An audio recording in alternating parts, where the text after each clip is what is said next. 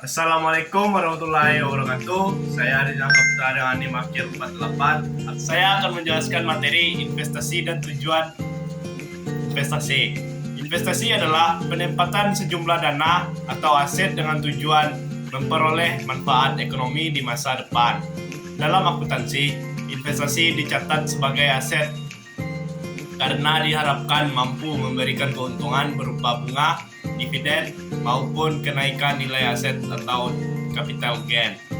Tujuan perusahaan melakukan investasi antara lain untuk memperoleh keuntungan, mengembangkan usaha, menjaga kestabilan keuangan, serta meningkatkan nilai perusahaan. Sekian presentasi dari kami. Kalau ada salah, mohon dimaafkan. Assalamualaikum warahmatullahi wabarakatuh. Assalamualaikum warahmatullahi wabarakatuh. Saya Muhammad Ihsan Sasri dengan NIM 25160500422. Dalam akuntansi, investasi jangka pendek dicatat sebesar harga perolehannya, yaitu harga beli ditambah biaya transaksi, kemudian disajikan sebagai aset lancar. Contoh karakteristik dari investasi jangka pendek yaitu karakteristiknya itu ya mudah diperjualbelikan, memiliki tingkat likuiditas yang tinggi, resikonya relatif rendah dan biasanya digunakan untuk mengatur atau mengelola kelebihan kas perusahaan. Contoh investasi jangka pendeknya itu seperti deposito, saham, saham yang diperdagangkan, obligasi jangka pendek, dan reksadana pasar uang. Sekian presentasi dari kami. Jika ada salah kata mohon dimaafkan. Assalamualaikum warahmatullahi wabarakatuh. Assalamualaikum warahmatullahi wabarakatuh. Perkenalkan, saya Steven Sista Nasif dengan NIM Akhir 53. Di sini saya akan menjelaskan mengenai investasi jangka panjang. Investasi jangka panjang merupakan investasi yang dimiliki lebih dari 1 tahun atau dengan memperoleh keuntungan jangka panjang untuk memperluas usaha.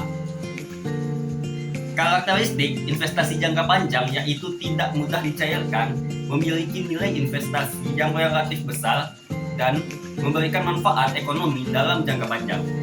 Contoh investasi jangka panjang adalah investasi perusahaan lainnya, obligasi jangka panjang, investasi properti, ataupun memberikan modal pada perusahaan lain.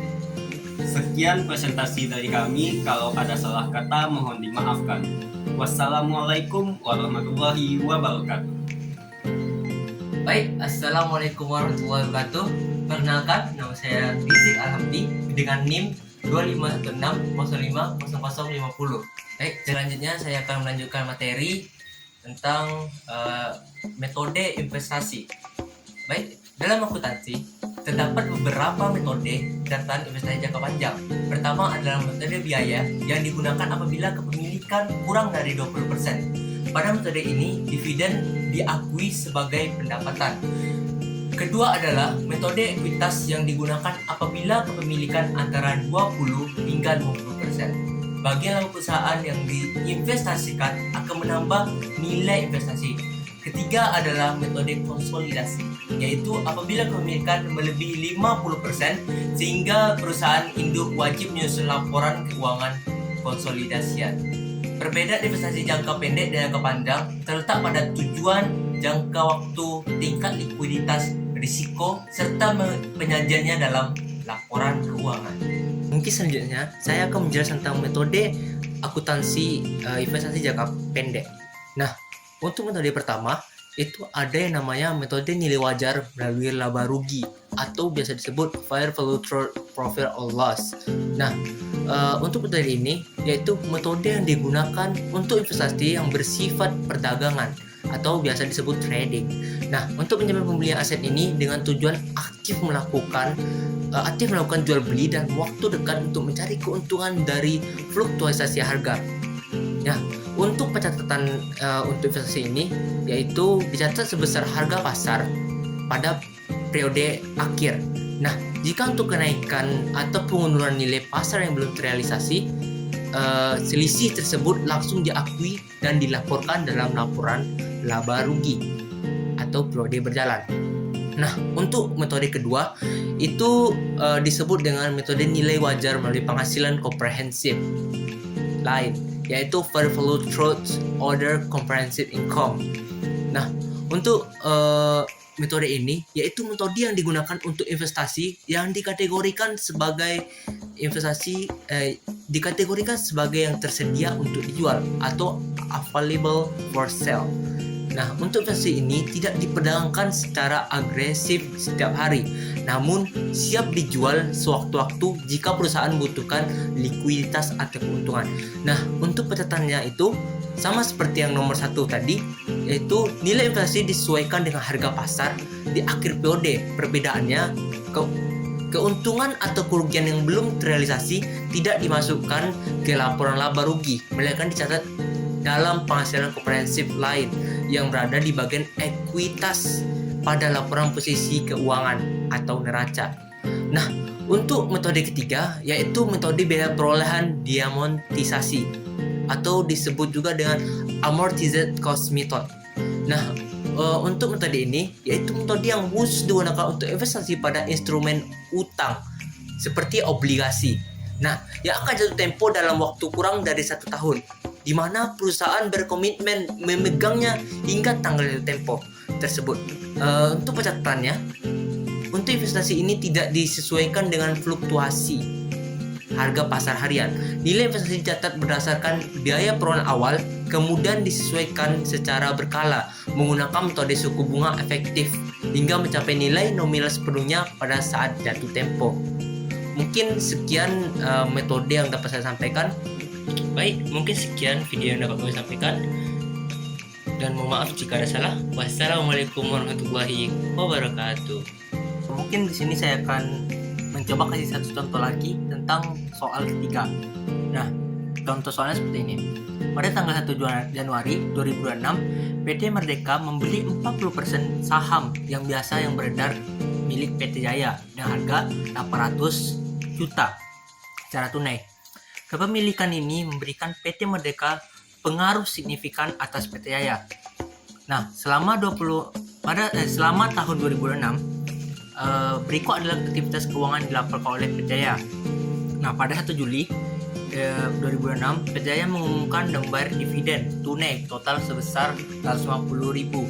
Nah, untuk kedua, 31 Desember 2006, PT Jaya melaporkan perolehan laba bersih sebesar 300 juta untuk tahun berjalan.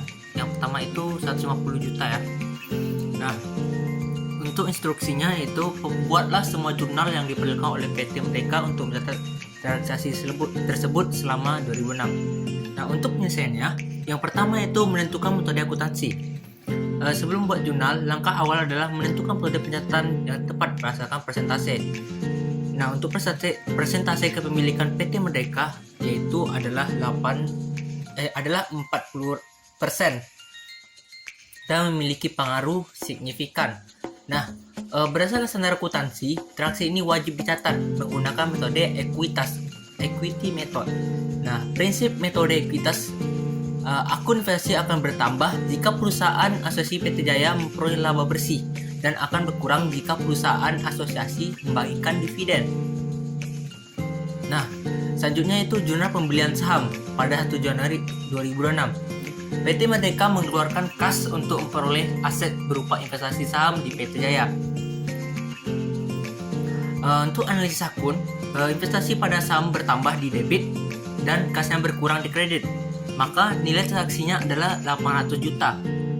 Nah, untuk jurnalnya yaitu pada tanggal 1 Januari 2006. Nah, di sini pada akun keterangannya itu investasi pada saham PT Jaya. Untuk di debit itu 800 juta dan untuk kredit itu 800 juta juga. Nah, selanjutnya yaitu jurnal penerimaan dividen yaitu pada 1 Juli 2006. PT Jaya membagikan dividen total 150 juta. PT Merdeka hanya mencatat bagian dividen sesuai dengan persentase kepemilikannya. Nah, untuk perhitungannya, bagian dividennya itu 40% dikali 150 juta. Nah, untuk analisisnya, dalam metode ekuitas, dividen tidak dianggap sebagai pendapatan melainkan sebagai pengurangan saldo investasi. karena ekuitas perusahaan asosiasi berkurang akibat pembagian aset, kas bertambah di debit, dan investasi pada saham berkurang di kredit. Nah, untuk jurnal itu seperti tanggal itu 1 Juli 2006, dan untuk akun keterangannya itu di kas investasi pada saham PT Jaya. Nah, untuk debitnya itu 60 juta dan di kreditnya itu 60 juta. Nah, selanjutnya itu jurnal pengakuan laba bersih pada 31 Desember 2006. PT Jaya mengumumkan laba bersih tahun berjalan sebesar 300 juta. PT Merdeka mengakui bagian laba tersebut untuk menambah nilai investasinya. Nah, untuk perhitungannya bagian laba ya seperti di barusan, yaitu 40% dikali dengan 300 juta. Untuk analisa akunnya itu investasi pada saham bertambah di debit dan bagian laba atas perusahaan asosiasi pendapatan bertambah di kredit. Dan jurnalnya juga seperti barusan, yang mana di akun itu berisikan investasi pada saham PT Jaya itu masuk ke bagian debit 120 juta dan bagian laba atas perusahaan asosiasi itu di kredit 120 juta. Nah, untuk analisis saldo akhirnya, untuk mengetahui nilai investasi yang disajikan dalam laporan posisi keuangan PT Merdeka per 31 Desember 2006, dilakukan perhitungan mutasi saldo sebagai berikut. Keterangan mutasi. Untuk saldo awal, pembelian 1 Januari 1 Januari, itu perhitungan nilai yang diperoleh saldo investasinya yaitu 800 juta. Nah, selanjutnya itu penerimaan dividen pada 1 Juli itu mengurangi, maka saldo investasinya itu 60 juta. Dia tutup kurung karena dikurangi. Dan yang itu pengakuan laba bersih. Nah, ini menambah. Pada perhitungan dia menambah dan pada saldo investasinya 120 juta. Nah, selanjutnya itu saldo akhir investasi pada 31 Desember 2006 itu pada perhitungan itu tidak diisi karena ini final atau semuanya. Maka untuk saldo investasinya itu semua dihitung jadi 860 juta. Mungkin sekian dari saya. Assalamualaikum warahmatullahi wabarakatuh. Perkenalkan, nama saya Muhammad Yazid dengan NIM 2516050058. Saya akan membahas contoh soal tentang investasi jangka panjang dan jangka pendek. Contoh soal pertama yaitu PT Maju membeli saham sebanyak 1000 lembar dengan harga 10.000 per lembar. Biaya transaksinya 500.000. Untuk jawabannya itu harga pembelian 1000 dikali 10.000 sama dengan 10 juta. Harga perolehan 10 juta ditambah 500 sama dengan 10.500.000. Dengan perjunalannya investasi jangka pendek di debit sebesar 10.500.000 dan kas di kredit sebesar 10.500.000. Contoh soal nomor 2, PT ABC membeli 30% saham PT EGZ sebesar 200 juta. PT EGZ memperoleh laba sebesar 50 juta. Jawabannya 30% dikali 50 juta sama dengan 15 juta.